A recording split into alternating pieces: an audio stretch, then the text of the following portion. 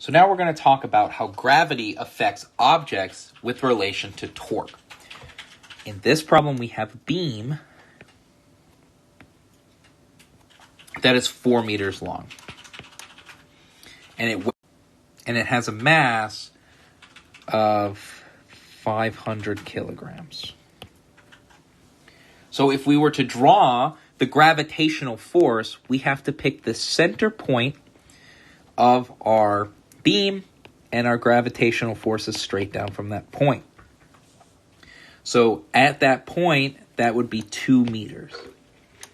This beam is not just on the ground, though. Our beam, so I'm going to redraw it down here,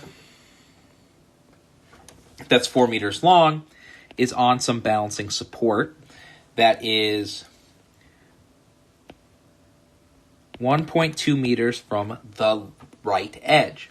And we're asked to find what is the gravitational torque about this support. So this is our lever here. So we have to use our torque formula. Torque is the force, or R times F times sine of phi. So R is the distance between the force and the pivot. So that is, if our force was at 2, our distance R is 2 minus 1.2 meters. So that is 0.8 meters. Our force is M times G, and that is 500 times 9.8.